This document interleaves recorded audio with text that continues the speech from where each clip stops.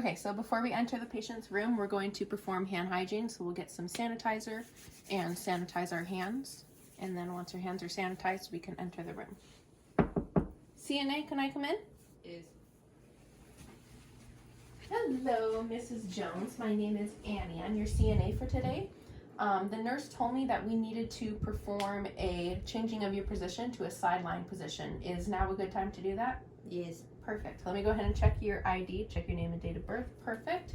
And then before we perform the procedure, we're going to make sure to raise the bed for body mechanics so that it's a good height so I don't have to bend too far down.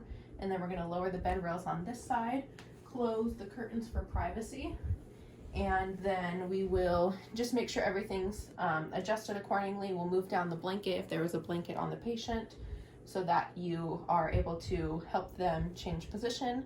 And then everything else should be good to go. So then to begin our procedure, we're going to start by moving the patient towards us in 3 segments.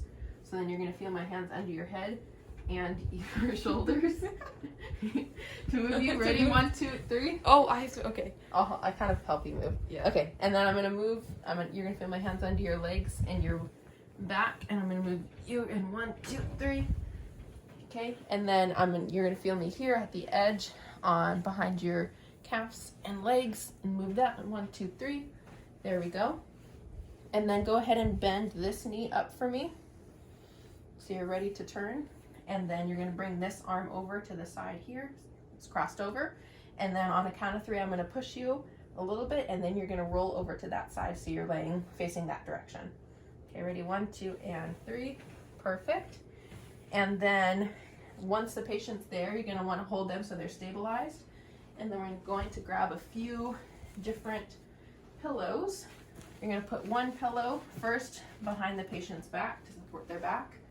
And then another pillow you're going to hand to the patient to hug on their front side there. And then their therapy dog can kind of help them out. And then the last pillow you're going to place between the patient's legs. That way, you want to make sure that with this pillow, you're making sure to put it between both of the legs so that none of their legs or calves or feet are touching at all, to prevent any friction between the legs or ulcers or anything like that. Okay, and then once we have the patient positioned that way, then you're going to want to come at the head of the bed and just make sure that their alignment is okay, and then also that they're not laying on their shoulder. Maybe go ahead and position yourself up a little bit that way. Yeah, there we go. And then use this for support. And then once they seem in good alignment and everything, then Mrs. Jones, does that feel okay? Yeah. Yeah? So now that the patient feels okay, then we can go ahead and close up. So then we would raise these side of the bed rails and make sure those are raised, which they've been raised the whole time, but just double check that they're raised. And then we can reopen the curtains and then lower the bed to the lowest possible position. And then we want to double check just that they have their call light within reach and that the bed rail or the bed wheels are locked. Everything's set up and good to go. Okay, Mrs. Jones, I think that is everything. Is there anything else I can do for you? No, thank you. No? Okay, so then I will go ahead and leave and I will see you later.